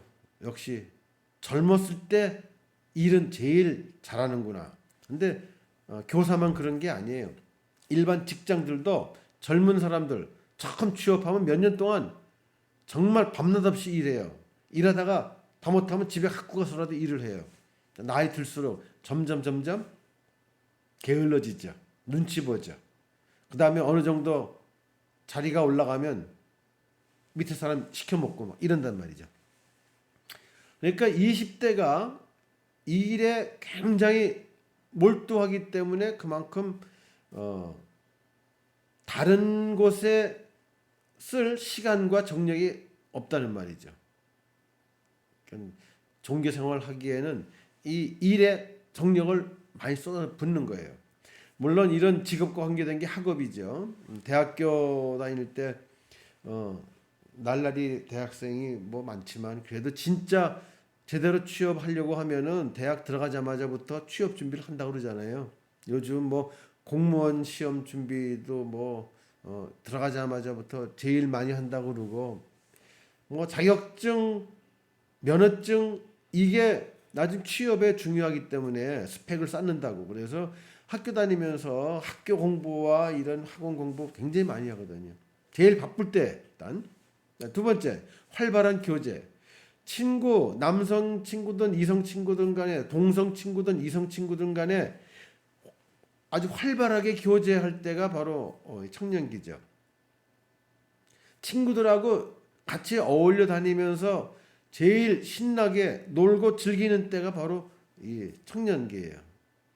그러니까 친구들하고 어울려 다니느라고 그냥 시간 가는 줄 모르고 뭐 주중이든 주말이든 뭐 시도 때도 없이 몰려 다니는 거죠. 그 다음에 이성 친구 사귀면 또 이성 친구 여기 또 푹 빠져 지내죠. 거기 좋아하는 이성 생기면 거기 올인하잖아요. 그냥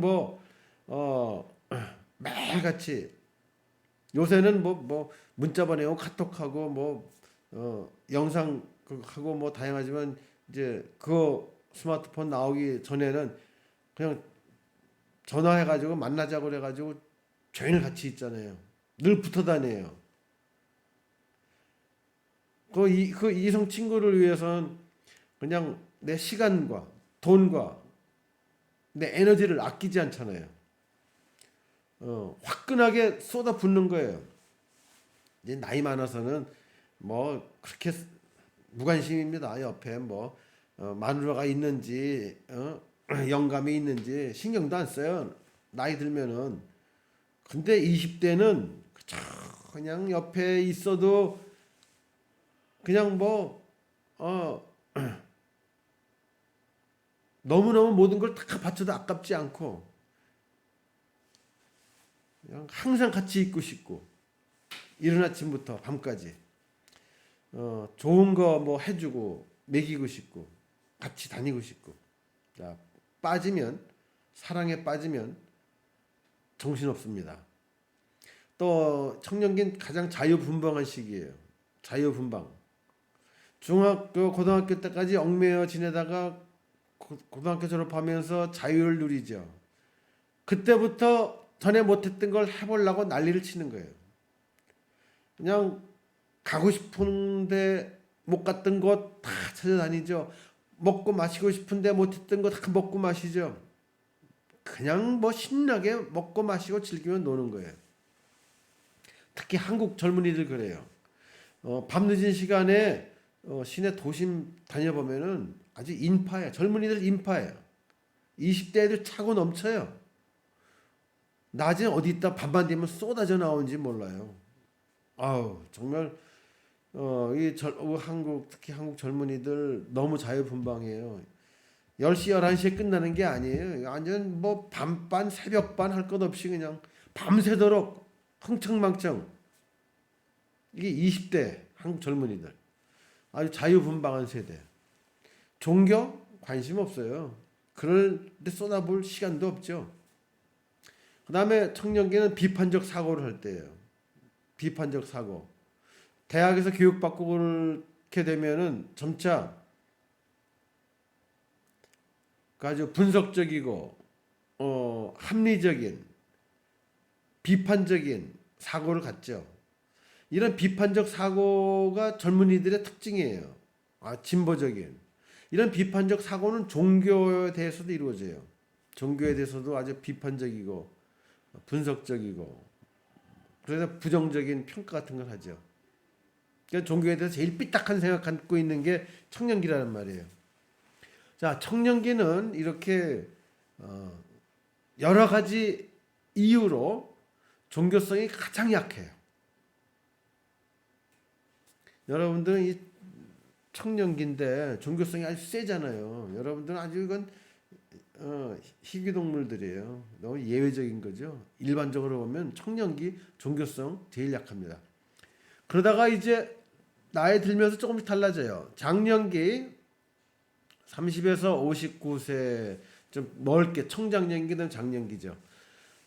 청년기 지나서부터 종교성이 좀 강화되기 시작합니다. 그러니까 청년기 때 종교성을 약하게 만들었던 그 요인들이 점차 줄어드는 거예요.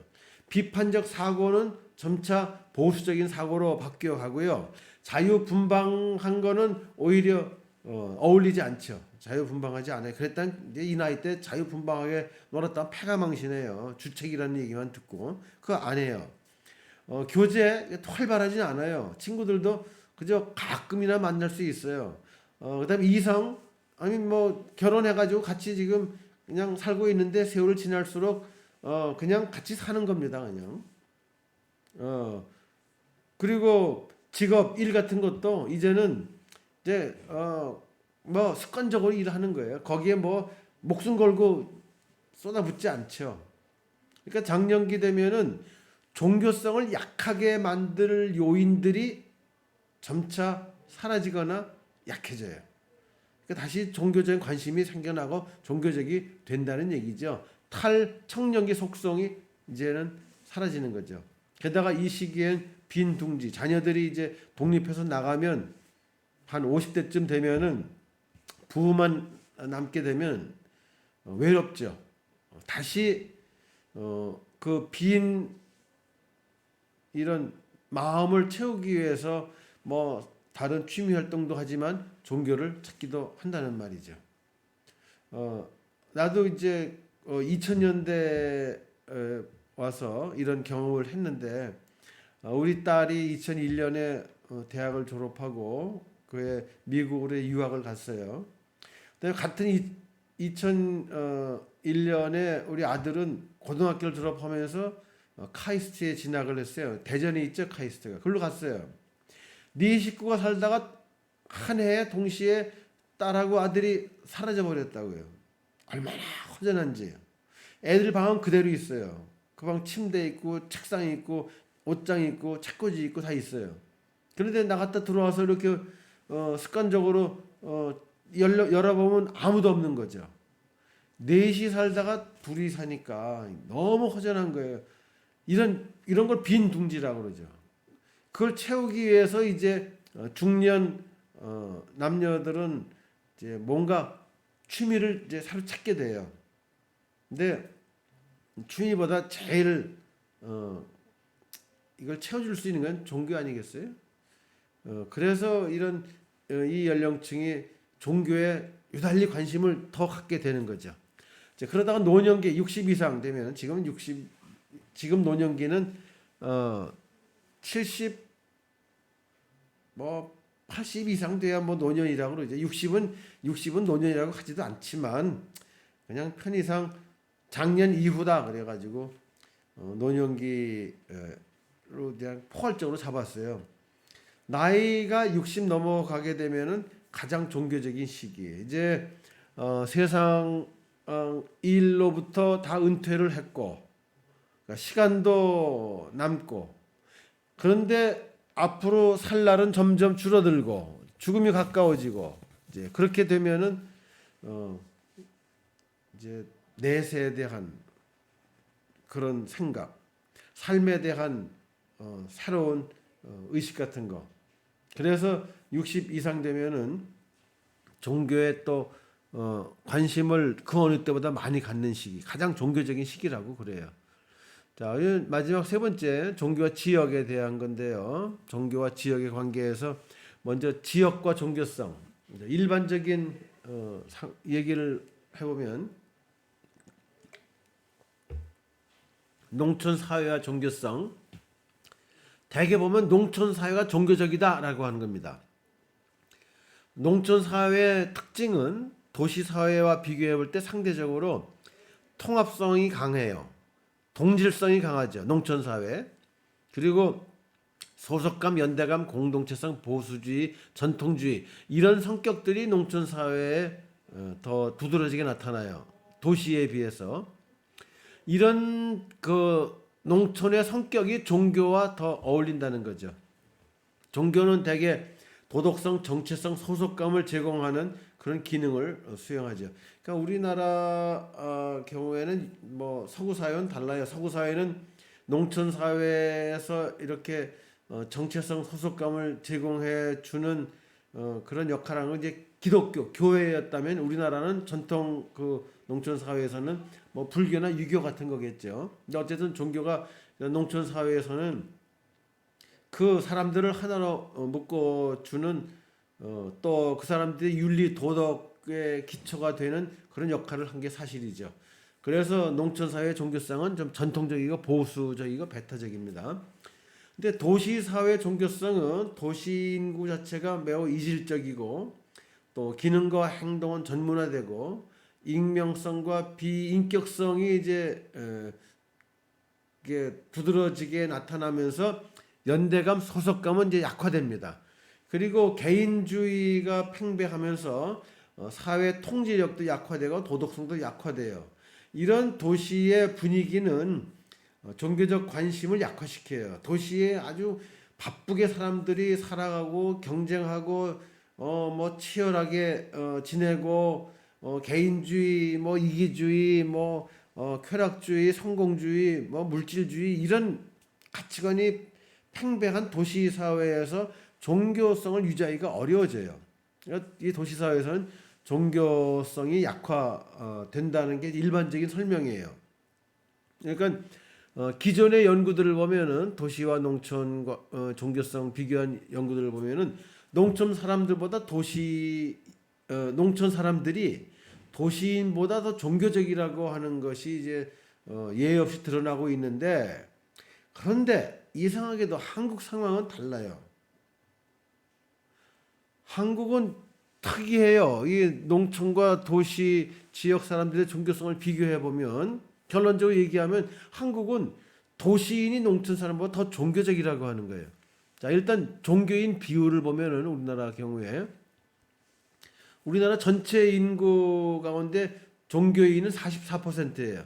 그런데 흥미롭게도 도시인의 44%, 농촌 인구의 44%가 종교인이에요. 그러니까 이 비율에 있어서는 차이가 없습니다.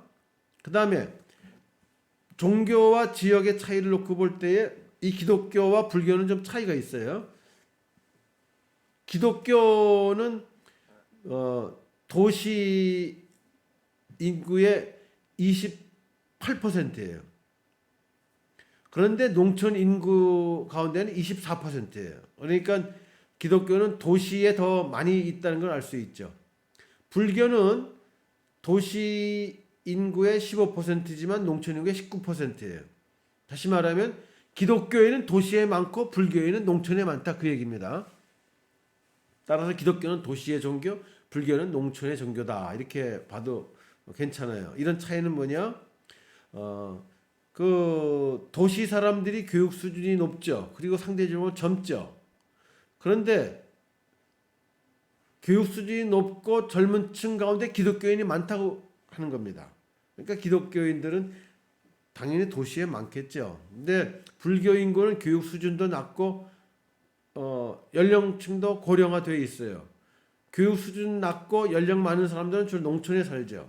그렇기 때문에 불교는 농촌과 굉장히 친화적이다라고 하는 겁니다.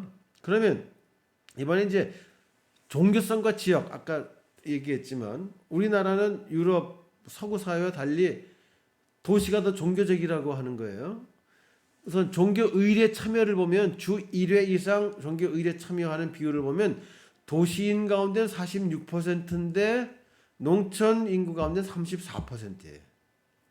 기도하는 건 이건 비슷하네요. 하루 1회 이상 기도하는 사람이 도시 인구 가운데 30%, 농촌 인구 가운데 30%. 이건 똑같아요.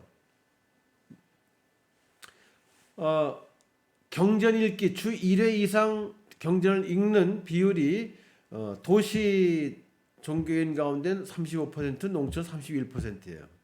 스스로 믿음이 깊다고 생각하는 응답자 비율이 도시인 경우에 37%가 농촌 32%예요. 이런 모든 결과를 보면은 적어도 한국 상황에서는 도시 지역 사람들이 더 종교적이라는 걸 알 수 있어요. 이 차이가 무엇을 의미하는 것일까? 도시인이 종교성이 강한 것은 도시에 기독교인이 많기 때문이에요. 기독교인 종교성이 강하다고 그랬죠. 불교보다 기독교인 종교성이 매우 강해요. 그런데 종교성이 강한 기독교인들이 도시에 있기 때문에 도시인의 종교성이 강한 것으로 나타나는 거죠. 불교인들은 종교성이 약해요. 그런데 불교인은 주로 농촌에 살고 있다고 그랬죠. 그러니까 전체적으로 보면 농촌의 종교성이 약한 것으로 이제 드러나는 거죠.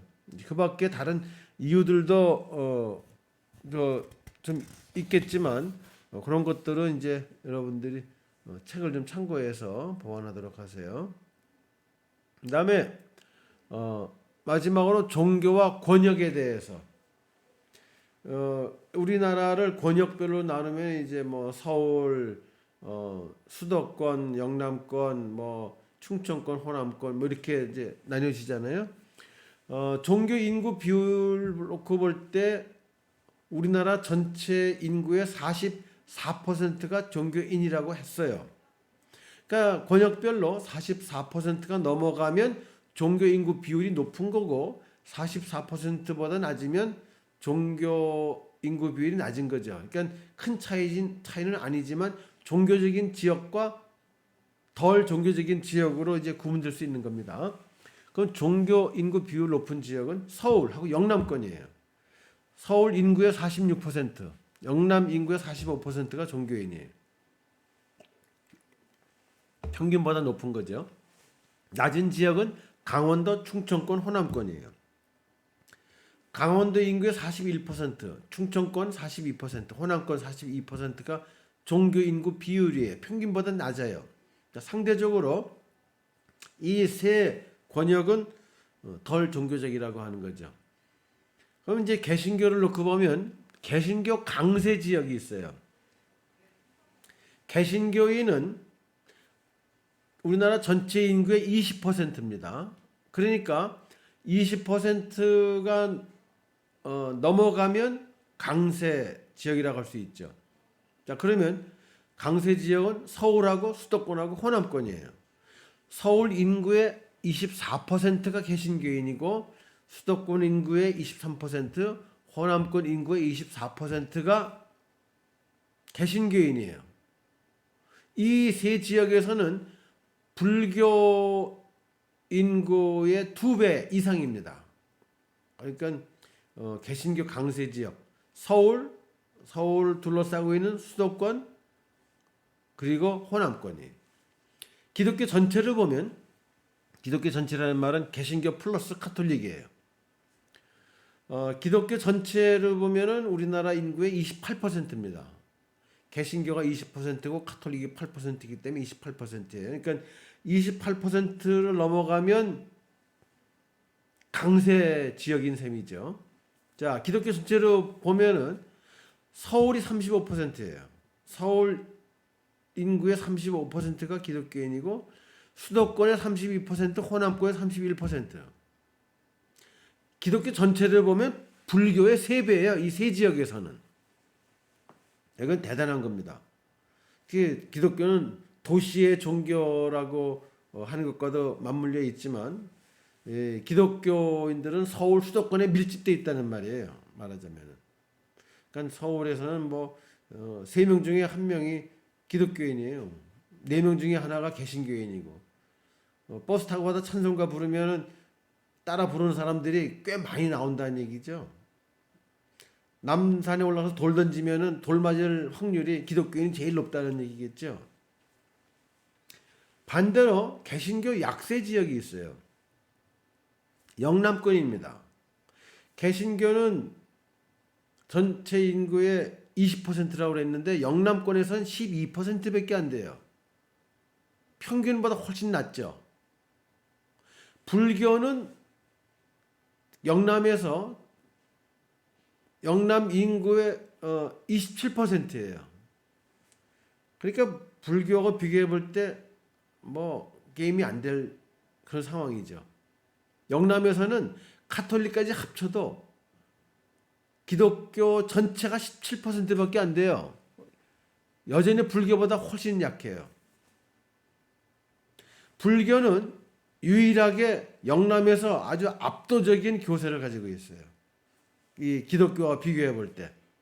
왜 영남에서 이렇게 불교가 초강세를 보일까? 차이 이유는 왜 수도권은 기독교가 아주 강세 지역이고 영남은 불교가 강세 지역이고 왜 이런 차이가 나타날까? 교육 수준 차이예요. 물론 영남하면 부산이나 대구나 울산 같은 대도시도 있지만 이 일반적인 대도시 빼고는 굉장히 전통적인 농촌 지역들이 많죠. 그렇기 때문에 우선 차이 교육 수준이에요. 교육 수준이 서울 수도권 교육 수준이 영남보다 상당히 높다고 하는 거예요. 연령 분포 서울 수도권은 상대적으로 젊은 층이 많아요. 청년 청장년층 분포가 높다는 말이죠. 근데 영남권은 이거는 장년 노년 인구가 많아요. 나이 많은 사람들은 불교 친화적이고 젊은 사람들은 기독교 친화적이죠. 종교 역사와 전통하고도 관계가 있어요. 우리나라에 기독교 처음 들어왔을 때 집중적으로 선교를 했던 거는 서울을 중심으로 한 수도권이에요. 그 다음에 북쪽으로는 평안도 쪽이 굉장히 선교가 잘 된 지역이 있는데 6.25 전쟁 이후에 평안도에 있던 교인들이 신자들이 다 남아있죠. 피난했죠. 그 사람들이 대부분 서울, 인천 이쪽 수도권에 자리를 차지했다는 말이죠. 그래서 이런 배경으로 서울 수도권이 기독교가 더 강하다고 하다면은 불교는 삼국시대, 통일신라 시대 다 영남이 중심지였죠. 거기가 불교 뿌리를 내린 곳이에요. 그러니까 불교의 역사와 전통은 영남권하고 굉장히 밀접한 관계를 가지고 있다는 거. 그게 이제 영남이 불교적인 지역이 된 이유입니다. 가치관, 전통적이고 보수적인 가치관. 영남이 굉장히 전통적이고 보수적인 지역이에요. 그렇기 때문에 전통적이고 보수적인 불교 친화적이죠. 근데 이제 서울 수도권은 좀 새로운 변화되는 그런 가치관에 친숙하죠. 기독교는 상대적으로 이런 현대적인 가치관과 친화적이고 그렇기 때문에 서울 수도권 사람들은 불교적 가치관보다는 기독교적인 가치관을 더 받아들이기 쉽다는 거죠. 마지막으로 그 호남은 특이한 지역이에요. 호남에서 기독교가 강한 이유가 뭘까? 호남에서 기독교가 강한 이유. 수도권이 기독교가 강한 이유는 이해가 되는데 호남에서 기독교가 강한 이유는 뭘까? 거기에 대해서는 좀 연구가 좀 필요하지만 이런 걸 생각해 볼 수 있을 겁니다. 우리나라에서 가장 소외된 지역, 이북에서는 함경도 지역이겠죠. 남쪽에서는 호남 지역이에요. 호남 지역은 대대로 역사적으로 가장 소외된 지역이에요. 자, 소외됐다는 말은 무슨 뜻이에요? 박탈감을 느낀다는 뜻이죠. 그러니까 종교적인 이유가 충분히 있는 겁니다. 그런데 호남에서는 우리나라의 전통적인 유교나 불교가 이 박탈을 경험하고 있는 호남 지역 사람들에게 보상해 주는 역할을 제대로 못했어요. 그러다가 기독교가 들어온 다음에 호남에 들어갔을 때 그 기독교는 박탈당한 호남 사람들에게 굉장히 커다란 위로와 희망과 용기를 주는 역할을 했다는 거죠. 그렇기 때문에 호남에서는 기독교가 박탈에 대한 보상 역할을 잘 해줬기 때문에 호남이 기독교 교세가 강해졌다라고 하는 거예요. 그런데 이제 특히 호남에서의 이 기독교는 특히 그 개신교 경우는 아주 전통적이고 보수적인 교파보다는 이 기장이나 성공회 같은 좀 리버럴한 교파가 이 지역 사람들의 정서에 더 맞아서 개신교가 좀 진보적인 개신교가 호남에서 매우 많은 사람들에게 영향을 미쳤다고 하는 거. 그러니까 호남의 기독교 강세 이유는 아마 현재로서는 그런 정도로 그 원인을 설명할 수 있을 겁니다. 자, 이것으로서 이제 종교와 성, 나이, 지역이라고 하는 단어를 끝내고요. 이제 이번 주는 중간고사 기간이기도 하죠. 그래서 마지막으로 여기 시험 문제를 소개했습니다. 종교사회학 중간고사 문제, take home exam. take home exam은 집에 가서 하는 시험이라는 뜻입니다. 세 문제예요. 1번, 에밀 듀르켐은 종교가 어떻게 사회 통합을 이루어낼 수 있다고 주장하는지 설명하시오. 자, 2번은 막스 베버는 17, 8세기 개신교 윤리가 어떻게 서구 근대 자본주의 형성에 기여했다고 보는지 설명하시오. 3번은 종교 기능론의 특징을 간단히 요약하고 그 이론의 쟁점, 중요합니다. 쟁점들은 무엇인지 서술하시오. 세 문제입니다. 자, 각 문제에 대하여 A4 용지 2매 정도 분량으로 작성하여 4월 27일 대면 수업 시간에 제출하는 겁니다. 교재를 읽고 강의 내용을 참고하여 작성하는 take home exam 형식입니다. 자, 이번 주간 이 중간고사 문제를 차분하게 풀기 바래요. 원래는 수업은 없는 주간이었지만 전에 공휴일로 수업 못한 날이 있었기 때문에 오늘 강의도 하고 중간고사도 이렇게 치르는 두 가지 일을 병행하고 있습니다. 이해해 주기 바래요. 그러면 우리는 다음 주 강의실에서 대면 수업을 통해서 다시 만나도록 하겠습니다. 시험 준비 잘 하고 건강에 잘 있다가 다시